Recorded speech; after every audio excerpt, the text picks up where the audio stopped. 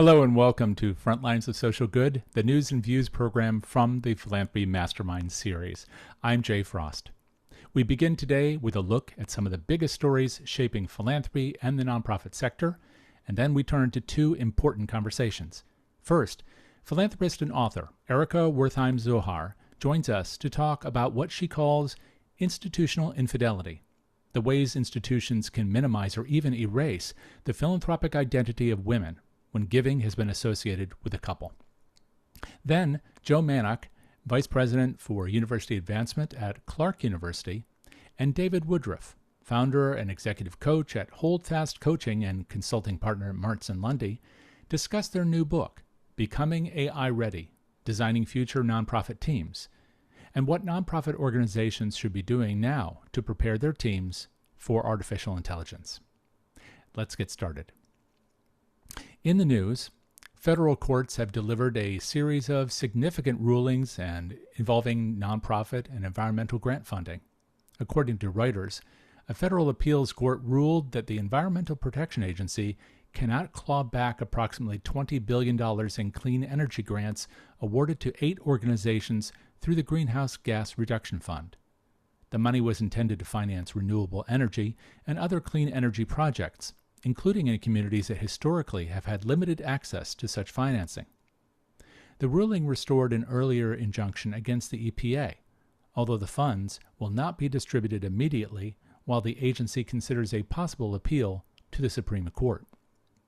And according to Stateline, another federal court ruled against the EPA's cancellation of approximately $1.6 billion in environmental and climate justice grants for local communities and organizations, bringing the total amount at stake in those two cases to nearly $22 billion. In related news, the National Council of Nonprofits reported on August 7th that the First Circuit Court of Appeals upheld a nationwide preliminary injunction blocking the administration from categorically freezing billions of dollars appropriated by Congress under the Infrastructure Investment and Jobs Act and the Inflation Reduction Act. According to Religion News Service, the federal government is directing nearly $2 billion in new global health and humanitarian assistance through faith-based and community organizations. The State Department announced the funding on August 6th, following major reductions in foreign assistance previously administered through USAID. The largest portion, $1.4 billion, is expected to support approximately 2,500 faith-based hospitals and clinics and tens of thousands of community health workers, primarily in Africa. World Vision will lead a new faith and community initiative that could receive as much as $850 million over 5 years, subject to annual funding. According to Christianity Today, World Vision will initially oversee a $250 million first-year award.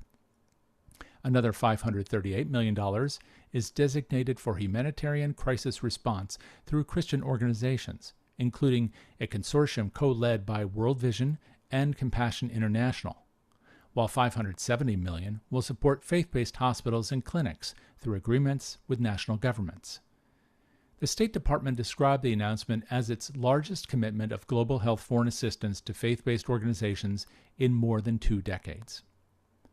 Previously, World Vision had expected to lose about $170 million, or 10% of its annual budget, because of earlier USAID cuts, and has laid off 11% of its U.S. staff. Fortune magazine reports that a major restructuring is underway at Ballmer Group. Steve and Connie Ballmer, who have given away more than $8 billion over the past 2 decades, are reorganizing their philanthropy so that their 3 regional operations will become independent organizations. Its regional operations will become Move Up Southeast Michigan, Move Up LA, and Move Up Washington. Each will have its own board and leadership while continuing to receive funding from the Ballmers. Existing Ballmer Group staff in those regions will transition to the new organizations over the next year, and current grant commitments will continue during the transition. Past major grants, or gifts rather, from the Ballmers have included $425 million to establish the Ballmer Institute for Children's Behavioral Health at the University of Oregon, $237.5 million to Blue Meridian Partners, and a pledge of as much as $165 million to communities and schools. According to the National Council of Nonprofits, 6 states, Colorado, Illinois, Indiana, Iowa, Nebraska, and Tennessee, have enacted so-called RIFT laws, short for Release IRA Funds Timely. The laws vary by state, but generally require financial institutions and other custodians to release beneficiary funds more promptly after a donor's death, streamline the claims process, restrict certain documentation requirements imposed on nonprofit beneficiaries, and protect the personal information of nonprofit employees. The National Association of Charitable Gift Planners, which has developed a National RIFT Resource Center, says delays can occur when a charity is named as beneficiary of an IRA, but is then asked repeatedly for forms, personal information, or other documentation before the assets are released. In addition to the 6 states mentioned earlier, legislation is also pending on the same matter in California and North Carolina. And now our top story. For decades, fundraising institutions have often treated married couples as a single philanthropic unit. But what happens when the relationship ends? And whose philanthropic identity survives? Earlier this summer, philanthropist and author Erica Wertheim Zohar wrote about a deeply personal experience involving her mother, Nicole Wertheim, and the universities her family had supported. Nicole Wertheim and her then-husband, Herbert Wertheim, spent decades building the Dr. Herbert and Nicole Wertheim Family Foundation and making major philanthropic commitments through it to institutions across the country. But after Nicole died, Erica says 2 of the institutions declined to publicly acknowledge her passing, even though Nicole's name remained on the foundation, gift agreements, and institutional recognitions connected with their philanthropy. Erica calls this phenomenon institutional infidelity, the minimizing or reassignment of a woman's philanthropic identity to her husband when circumstances change. Earlier, I spoke with Erica about what happened to her mother, why she coined the term institutional infidelity, and what she believes universities and other institutions should do differently in their relationships with women donors. Here is that conversation. Erica, thank you so much for taking time to talk about the experience you've been having, you, yourself, your family, especially your mother, with philanthropy the last few years. But for those who aren't aware of the story and haven't read your articles, can you give us a window on what you've been sharing? I think for the first time, it's an uncomfortable experience, but what you've been sharing with the public about your experience with philanthropy and how these institutions have treated you and your family. Yes, thank you so much for having me. I really appreciate it. Yes, it's been a very rough 3 months. My mom passed away. My mother, Nicole Wertheim, passed away on April 20th. The same evening, I was receiving the Philanthropist of the Year award on her behalf in Miami. Pretty ironic to be picking up a Philanthropy of the Year award for her when the day she passed away. So that was a very upsetting time. Within the week, I reached out to the 4 major universities that both my mother and my father had given supported over probably past 20 years through their foundation that they started in 1977. Called the Dr. Herbert and Nicole Wertheim Family Foundation. My parents have been very philanthropic from day one. Their motto was always to give back to the community, and they instilled that in my sister and myself as a way of life. So I was brought up with giving back is what you do. So I'm very proud of my parents. I think my parents have changed people's lives. I think they've changed communities. And I feel grateful to have participated and been an active part of that in my family. Giving you some background, my mother, when she was 80, which was 2.5 years ago, or 3 years ago, 3 years ago, because she passed away just recently, filed for divorce from my father after 54 years. So it gives you a little understanding of who my mother was. Even at age 80, she felt a need where it wasn't working for her anymore and she wasn't being respected, that she wanted to, you know, stand up for herself. And she also is an incredible mentor to not only myself, but to many other women who are in broken marriages or feel like, well, I'm too late in life, I can't do it. And at 80 years old, she says, I'm done. I'm doing this. So she filed for divorce in 2023, and it was not an easy divorce. So it took 2 years until it went to trial. But she got the divorce, and she was so proud and so happy and so excited to start a new philanthropic journey on her own. But with that said, the 4 universities that they actively participated in was UC San Diego, UC Berkeley, University of Florida, and Florida International University. And I reached out to all 4 of those universities to let them know that one of their largest donors had just passed away, and had 2 of the schools, UC San Diego and Florida International University, both wrote beautiful eulogies about my mother and who she was. But surprisingly, UC Berkeley and University of Florida both took a long time to respond to me. And then once they did, they both refused. They both refused to write even a sentence about my mother, who between the 2 universities received $200 million worth of funds from her hard work, from her money, and they refused. What they did is they thought, quote, it would be fair and transparent to reach out to her ex-husband and get his permission whether they should do that. And they decided not to do it. So I was shocked. Of course, I'm already emotional losing my mom, who is my best friend, who I talk to every single day. But it was just shocking to me how this is such a broken system in the philanthropy world. And it's just, where has their humanity gone? Why is their relationship so transactional? And it blew me away. It was disgusting. I did not know what to do. And I said, you know what? I'm going to write about this. And it took me a long time to kind of think about, how do I even phrase what's happening to us? So I came up with a phrase called institutional infidelity, which really does have a lot of meanings to it. But I do believe that, women of philanthropic couples are just not treated the same. They are treated as a plus one.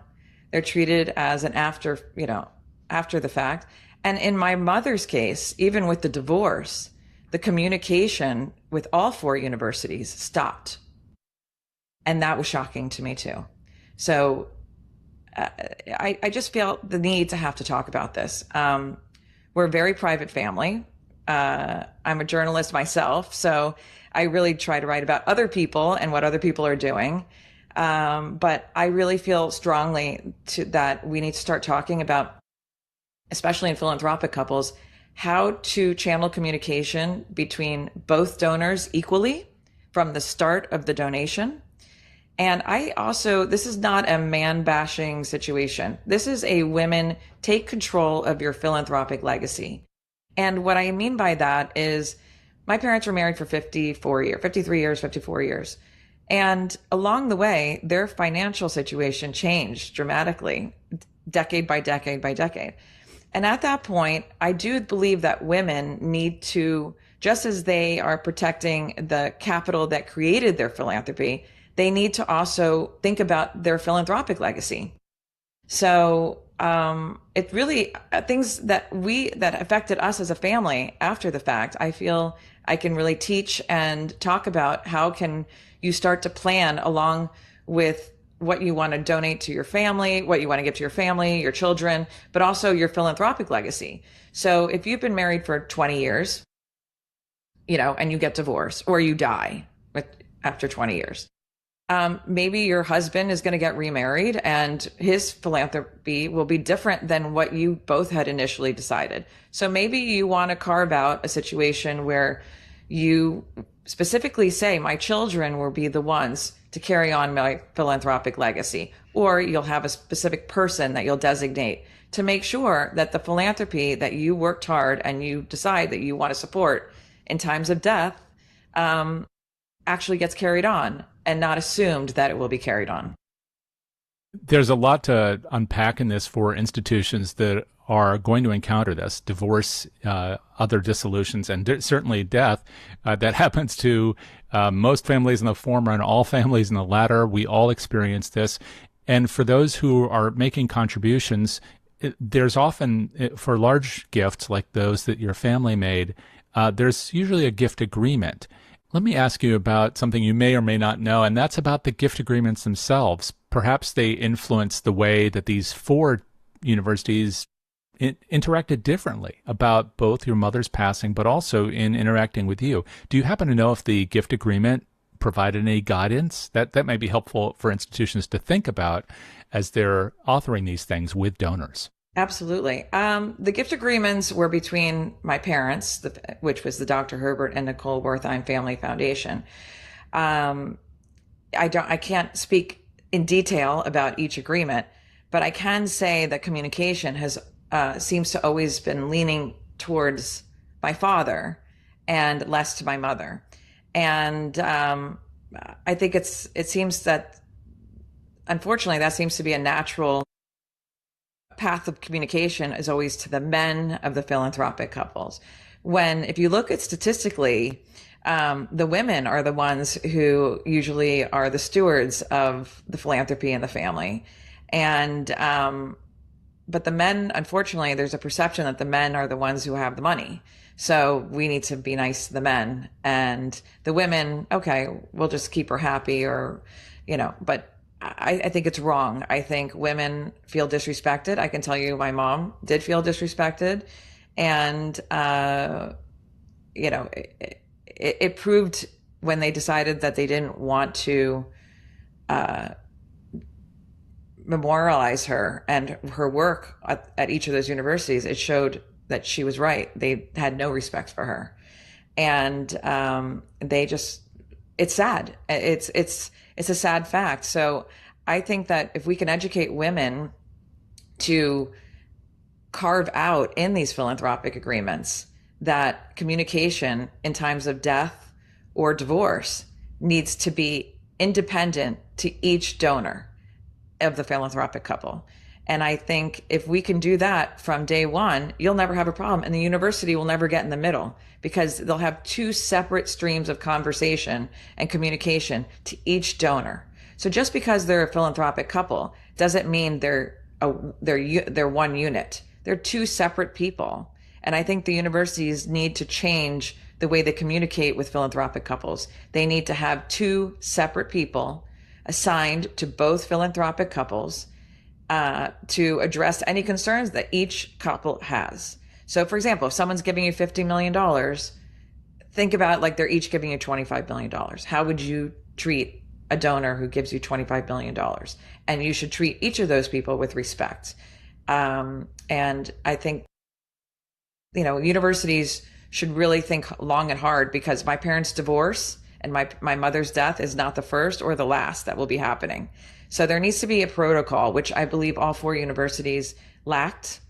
And it seems like it's not something that happens in universities. I mean, universities don't really seem to have a protocol for this. So I think we need to start the conversation, and I would love to be part of that conversation and help universities, be the sounding board of what should work and what doesn't work. Let me ask you this. The four institutions treated this very differently, didn't they? Yes. And first of all, how did that make you feel? In other words, not just their actions, but their interactions with you as a family member. Well, during the divorce, we barely heard from any of these universities, which already was shocking. But My main concern was making sure my mother was happy and healthy during the divorce, and it wasn't whether the communication with the university that she supported was intact. So I really it wasn't top of mind. We noticed it, but it wasn't something we were going to actively pursue at that point. We had other things to deal with. But the fact that they said no, flat out said no, and University of Florida didn't even offer any condolences. It was so cold and so transactional. I was like, oh my gosh, it's so funny how nice everybody is when they're accepting a check. But once that check is received, or they believe the money now is being stewarded by someone else, they completely change. And I just found that to be sad and disappointing. Since you've written this article, what kind of reactions have you had? Well, first from the institutions, if any, but also just from other women like yourself, other donors, philanthropists who are engaged in this, and they're concerned not only for their family members, but frankly for their own legacies. I have been overwhelmed. I could not believe the reaction to the LA Times op-ed. That was mind-blowing. It is so unbelievable how many women came to me and said, I can't believe you're talking about this, because I have felt this. I can be in a room. This was my idea. I've given the money, and they literally will only talk to my husband. Or an article, we've given $10 million, and the whole article talks about my husband and puts me in a sentence. So this is really something that many women are feeling, but don't really have a way of talking about it. And, it's a lack of disrespect for women in philanthropic couples, period. And, what's interesting is if you look at the Mackenzie Bezos and Melinda Gates, these are two women who were divorced, who were very, very involved in philanthropy during their marriages. And it's so interesting how now they're being noticed for their philanthropy independently. So it really does prove that women in philanthropic couples, unfortunately, are in the shadow of their husbands the majority of the time. And when they break away from that, they're seen because there's no one else holding the wallet. And I think institutions need to do a better job of being less transactional and more human. You have a book on this subject right behind you. I mean, it wasn't necessarily about philanthropy, and it wasn't necessarily about your mother, but how do those two things intersect? And because we say in philanthropy that philanthropy moves at the speed of trust. It's a common phrase in major donor work. But trust is an essential component of all interactions with folks. How have you seen these two kind of thought processes interact in your work across all of what you do? Well, I wrote this book last year, and I had no idea I'd be talking about this in the context of philanthropy. I had written this book specifically for luxury brands with my co-author, Milton Pedreza, and we both consult for luxury brands and said, there's a common denominator that both works within the consumer and also internally that builds great companies, and that is trust, and that is transparency, and that is a feeling of being seen. And I think it really translates well in philanthropy. I'd never written the book geared towards philanthropy, but it needs to be read by all of those institutions, because they could learn a little bit about how to treat their donors in a more respectful way. I want to ask you this from a different perspective. You've talked about what institutions can do to change, how they need to evaluate their process, if they have one at all, for stewarding people who have given. But what about for women who are thinking about making contributions in their own families, whether it's a few $1,000s or whether it's a few $100 million as in your family? What conversations do you think women need to have in their own families and with their spouses about these issues so that they're treated properly? That's a great question. And I am actually working on a guideline to protecting your philanthropic legacy, because I do believe it needs to be a very thorough, serious, thoughtful process that you work with not only your accountant, because you want to make sure that the money that's being given is tax efficient, and make sure which account it's coming out of. I can tell you that we had that situation with our family. I would also say really have some good conversations with your spouse. I think I'm in a great marriage. I've been married for over 30 years, and my husband and I have very, very tough conversations about everything, including money and philanthropy. And both of us have actually two very different places we would like to give money to. And so I respect what he wants to do. He respects what I want to do. But I do believe that there needs to be, if you do have a large foundation, you have probably a attorney and an accountant that work specifically for that foundation. I think you need to be able to be sitting in all those meetings, have conversations independently if you want with both of them, and make sure that, when you do see a gift agreement, that it's protecting you as an individual too, not as the couple. And this is a new way of thinking, because women always default. My mom was also part of a generation where the men took control of the money, and there was a lot of trust involved with that. I think in my generation, I believe there's more of an equal path to doing things, and women are more of a participant in what's being said in the contracts. So I think that just inserting yourself anywhere you can where your name is in and you're accountable, and don't feel bashful, feel accountable, and feel excited, and feel part of a partnership that you are in your philanthropic couple. So, I'm so proud of the things my parents have built and done. And, and I plan on continuing that legacy on my mother's behalf. I just want it to be respectful for the women. I want the women to be seen as much as the husbands. And that's my goal. And it's not asking too much. It's kind of obvious, but obviously not obvious enough, because it seems like my mom is not the anomaly in this situation. Thank you so much for this, Erica. Really do appreciate it. Of course. Thank you so much for having me. I'm so grateful, and I wish you a great day. Our thanks again to Erica for sharing her experience and her insights. We will include links to her articles in the Los Angeles Times and on LinkedIn, and her book as well, High Trust Worth, in the show notes on YouTube. Our next conversation turns to another issue confronting nonprofit organizations, and that's how to prepare their people and institutions for artificial intelligence. This is something that we're all using in one form or another, but do we have a plan for how to do so effectively and well? AI is already changing how organizations gather information, communicate, analyze data, make decisions, and organize work.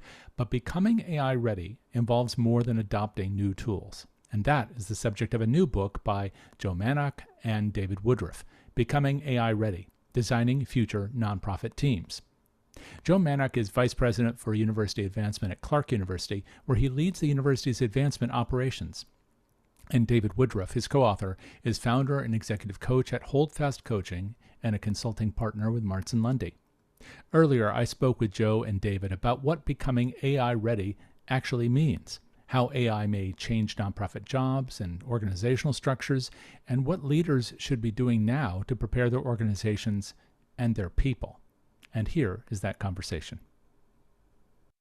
David, Joe, it's great to have you here on the Frontlines show to talk about your new book. Although actually it's been out for a little bit now. I don't know how new you consider it, but it's going to be new for many people, which of course is Becoming AI Ready. And I guess that the theme of this, if I understand it correctly, is that it is an insider perspective as opposed to this kind of outside discussion we've had of AI. So where shall we begin here? Maybe I can ask, what was the motivation behind the book, and start with you, Joe, and tell us a bit about what brought you to not just to the subject, but to deciding to write this book and to write it with David.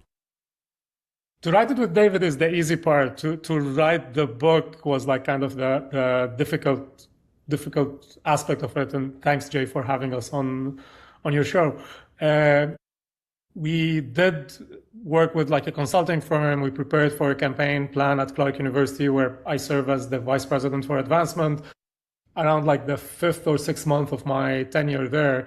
And then our president asked me this one tiny question right after the board approved that campaign plan, right after like we're ready to start the implementation. And it's, are we going to be proud of this campaign when it's over?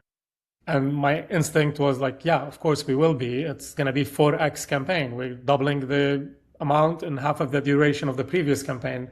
And we dialed every single thing up to the max. We max on human resources, financial resources, and tech resources that we have to the best of our abilities. And then he asked me, is like, but is it going to be like the best version of a campaign?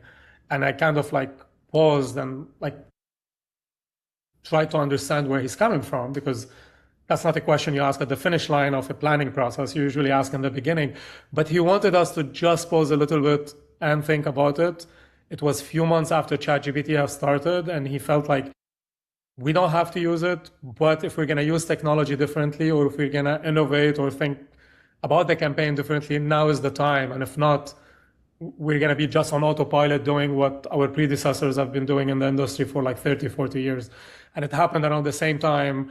I went to a case conference with David, and we're looking at people talking about AI, but like they have their views and their biases and their interests and so forth. And David, you might have like a better story, the origin story of our first launch. So I'll keep that to you if you want to share that with the audience and with Jay. But like for me, the coolest part of like working with David, one day we were just like having dinner, and I told him about our work. It was almost 2 years into this journey, and we thought of like reflecting on it together. And then I kind of asked him if he would join me in writing the book, and kind of like pushed hard and kept asking him. He's one of my very few mentors, and he was like enjoying his retirement on and off, like still doing his work with Marts&Lundy as a consulting partner. But it's kind of like pulling him into a book project is a big ask, but like I'm glad he said yes.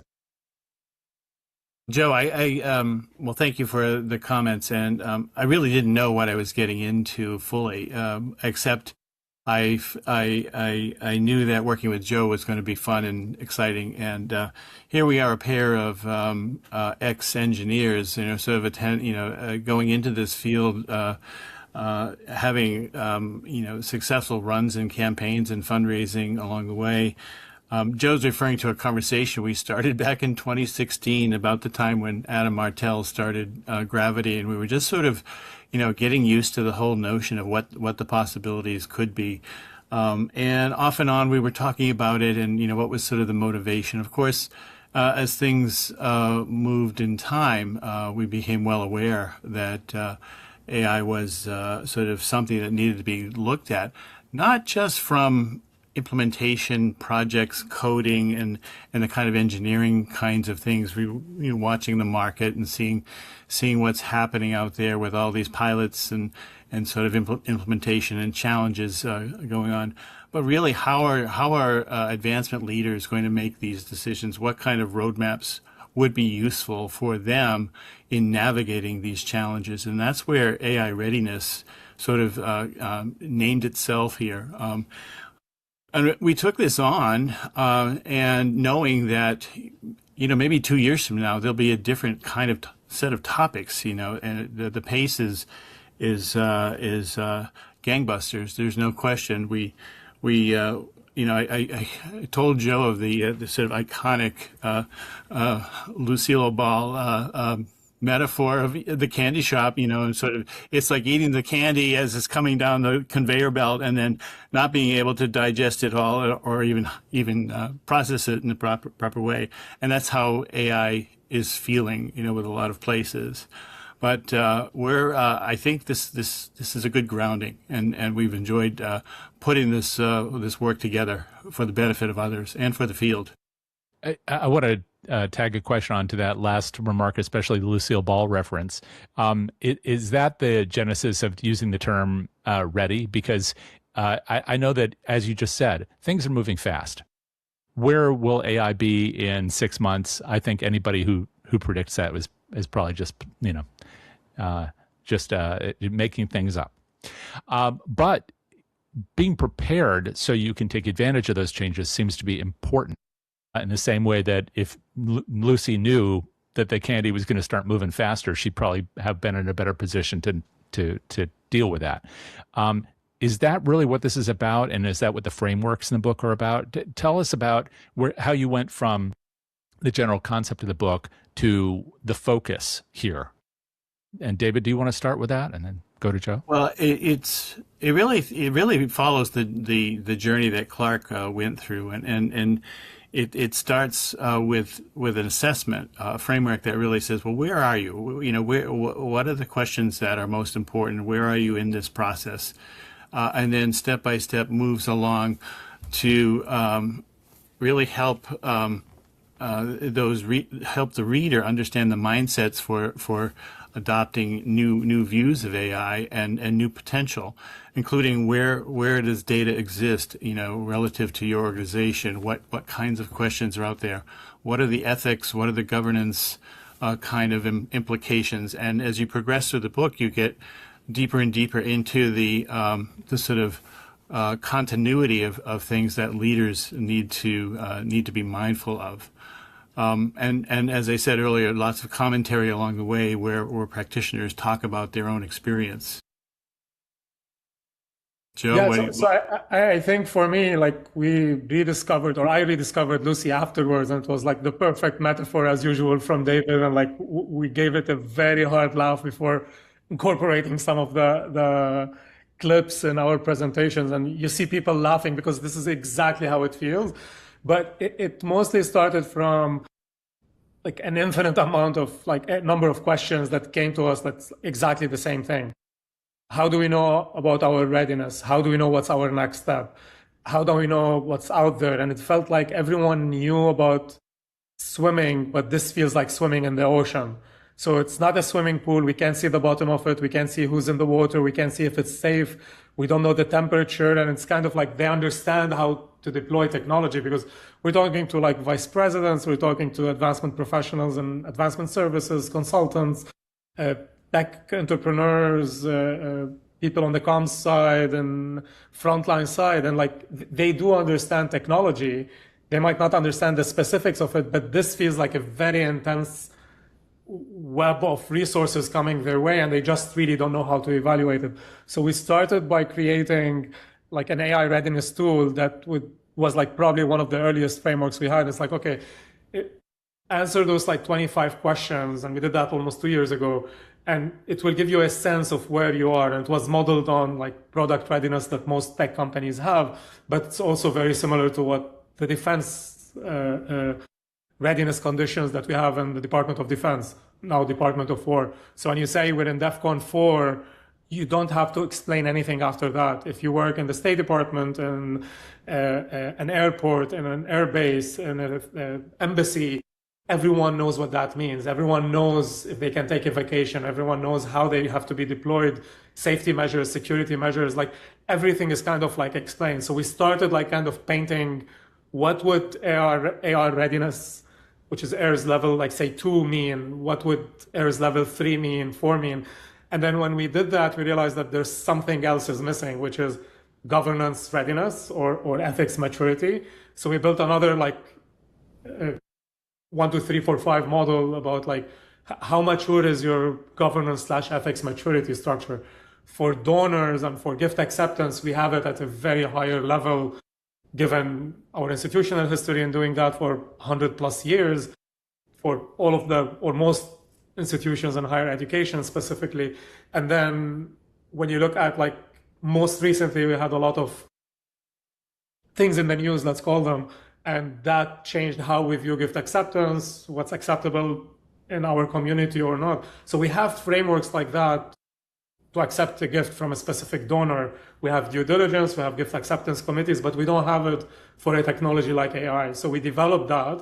And then at some point we started more expanding that, and that became like kind of the core element of the book. Like, what are the ingredients of readiness? What are the other case studies from people in the field that are doing it supremely well in that area right now? So how much of this is informed by what happened at Clark? And maybe you could describe a little bit about what that experience was, and then how translatable is that for places that maybe are not where you were when you decided to take this journey? So I think that's probably a better question for David, because it's the key lens that he brought in, which is like kind of, let's go more into an abstract mode of that framework. Let's think of other industries as well.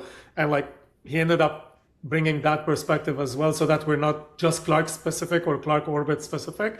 The 25 case studies were more from hospitals, small nonprofit practitioners, tech entrepreneurs. Like a founder of Evertrue is Emmett Brandt. He was like my partner in crime for like almost 3 years now. There's like a couple of leaders from Amazon Web Services that we benefited a lot from, looking at how to scale innovation in a large company like there as well. Yeah, I would say that although I didn't have the kind of hands-on experience with the folks at Clark, in retrospect, sort of watching their journey and seeing how they were able to work in a laboratory setting. In fact, the entity was called a laboratory on campus, and very interesting, very very sort of out there in terms of its even its connotation of taking this on, and it has progressed into some real translatable kinds of features, at least for the decision makers that are out there that need to make them. This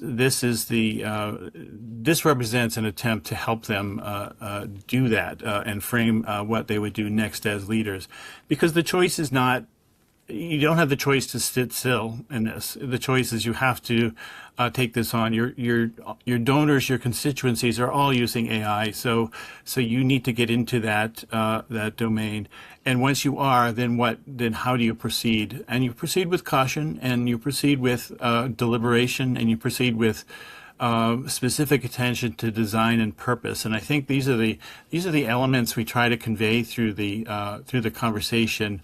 All the way to the end, with the total punctuation of the fact that maintaining the importance of human interaction, human control is vital to our profession. These are not things, at least at the moment, these are not things that AI can bring. It cannot bring judgment. It can't bring that coffee in a coffee shop kind of atmosphere. It can't get to know things.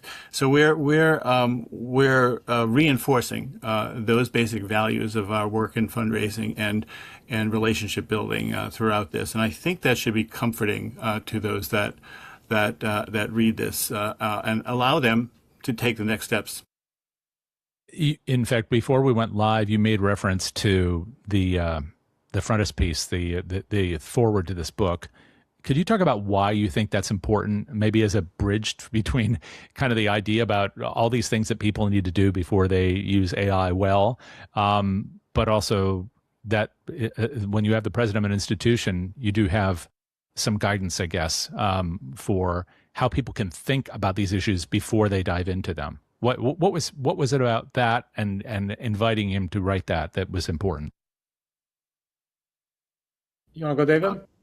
Well, this work was done between Joe and President, and yet I think the sense of a mandate to kind of look at this differently and to step back and say what opportunity is here before us. And higher education is under siege in from lots of directions in terms of scale, economy, students, you name it, every sort of thing. And so the boldness with which this forward sort of sets forward a commitment to kind of looking at the future, but really impressing on us as leaders to look at every angle that we have, and how is AI going to help in this way to make ourselves better. Mm-hmm. Joe, maybe you can talk about that relationship a little bit too. Why was that important? But like, to me, like David's perspective of the other David Fithian, our president, was interesting because he was the outsider seeing it, and it's kind of like don't take that mandate lightly, because that's kind of what got you here in this experiment or this experience so far. So I think I kind of not took it for granted, but like it's been like in the back of my head is like, yeah, of course, this is the president. He's here with his vision. And all we're doing is translating that vision into advancement before we sell it or promote it or market it or ask others to join it. So when we're asking our donors to be part of this experience that we're having for Clark, we're just trying to be true to that same concept of like, can we do a fewer things supremely well, which is what we're trying to do at Clark, and can we be and bring the best version of ourselves in these areas so that we're not just doing things because everyone else is doing them. So we didn't get the mandate to work on AI because others were doing it. And the reason I asked David to go first is like, it's kind of embarrassing for me to say my background is computer science. And in 2008, I kind of like pivoted to frontline fundraising, and then I worked at MIT. And then I came to Clark, and in none of these instances, I felt it's easy to use technology. The three of them are amazing institutions, but it wasn't until a sociologist came to me and said, hey, like, do you want to use technology differently? And my first instinct to him was, well, A, the technology is not necessarily easily there. We don't have frameworks. And by the time I can afford it, it's probably 2030, the end of the campaign. So that's like kind of next campaign, we'll think about it. And I genuinely had that in writing, I think to him or at least to a colleague when we were early on, like debating use of AI. And then when you see what he did and you go and look at your data and you realize like this is the most sensitive data on campus since we don't have a teaching hospital. And unlike MIT, we don't have like national security research happening in a classified setting in Lincoln Lab. So if we're the most sensitive data on campus, might as well take the lead on it, as opposed to just waiting for that framework to come from our CTO, who's an amazing partner in this work, or Case, which also are amazing partners in this work. But we can define what it is and what it means for Clark, go and partner with private sector, which is what we do with vendors in this industry. But instead of waiting for everyone else to do it, and then 3 years from now, go to a conference and hear about it, and put a budget request for it, and in a year or two get it, and then it's a next campaign problem, which is genuinely my strategy at the time. Like, just like we've been proactive in like actually trying to find those answers ourselves. And you mentioned also earlier, like kind of what that looks like. The brief version of it is we started with like deep research. If I'm doing research now on you, I know a lot about your name, like since I started my journey in advancement 23 years ago. And I would prepare for, like, let's say if this is a donor meeting, based on what I know about you, or my perception, or what I heard, or based on a Google search, or I need to engage a research colleague to do that. But what we're sharing publicly to get that information is first name, last name, company. And what we realize now is like just using ChatGPT, and when they started the deep research function, is I can put a 2-3 page prompt, which is in the book, and it's like kind of open source. I can just put that information and then collect the equivalent of 10 hours worth of information in seconds or minutes in this case for 90 cents, and then have our human experts who are experts in research spend their time validating, fact-checking, and editing that information. And now our firepower is, instead of producing 100 of these, we're producing 1,000. So the philosophy of what we're trying to do is to look at AI agents, look at like any of these like different machine learning and predictive analytics models, and use the same philosophy. What can we do so that the human who's observing that work is not cut out of the process to save money, but their firepower is 10x or 20x or 20% of what they did before that. Well, as you're talking about that, it strikes me that the concerns that some people have in advancement, but also just institutions generally, is that if this stuff really works, like the way you're describing it, and if we're doing it properly, which is the way you both described it, that it makes it really hard for certain positions, that there may not be a need for whatever the position is anymore. But you just described how the positions can change, and they can not just validate data, but they can actually make maybe all of our work together better. But rather than assuming that, let me ask you both, what do you see as the biggest risk, the biggest pushback that you're hearing now that you are delivering these ideas and these frameworks that really should preserve these positions and let us do better, more interesting work? What are you getting pushback on now that you're showing people that it's possible to do these things well? I'm not actually getting the pushback, in the way that you're describing. I think there's been a turn in the way this is being looked at, and I don't attribute that to just our book or anything like that. But the notion or the sort of belief that this translated into wholesale reduction of staff or jobs were going to be put out, I don't hear that anymore. I hear optimization of existing positions. I hear reframing of job descriptions. I hear elevating the human role to a much smarter place.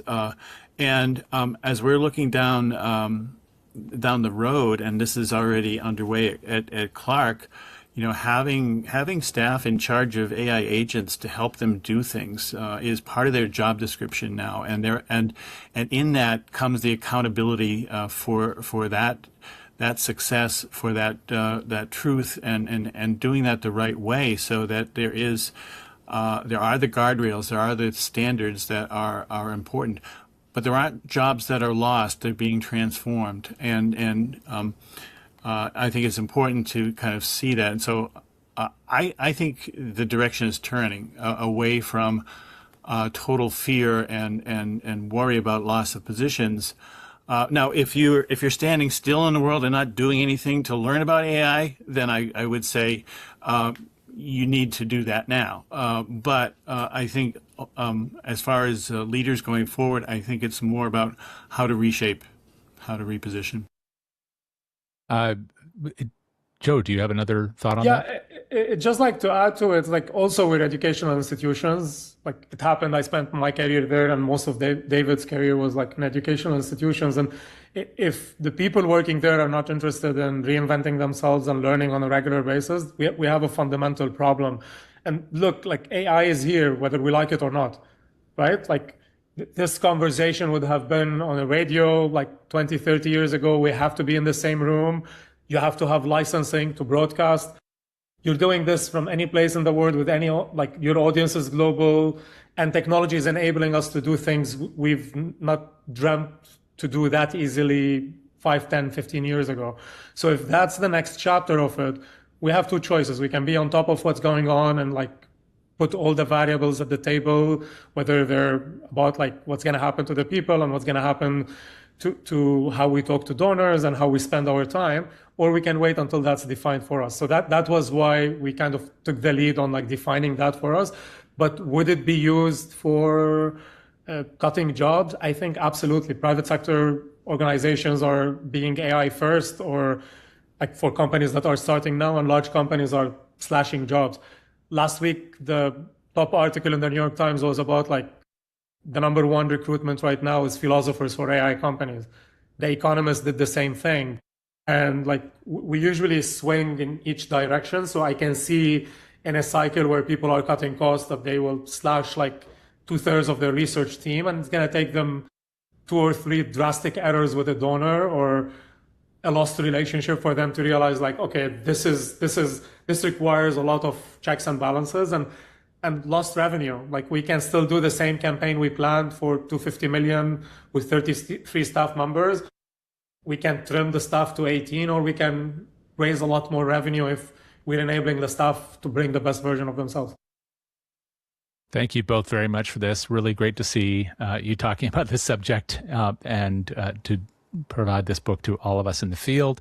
How can people get a copy? Amazon.com.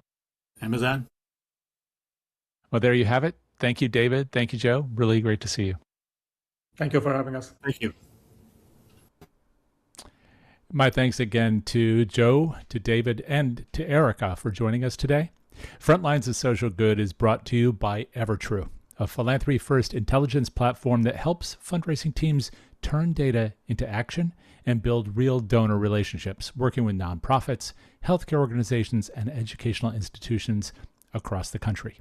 You can find hundreds of past episodes of all three of our programs in the Philanthropy Mastermind Series, How to Raise, the PM Podcast, and Frontlines of Social Good, this program, through our friends at Evertrue and DonorSearch at DonorSearch.net and Evertrue.com. I'm Jay Frost. Thanks for joining me. Until next time, take care and do good.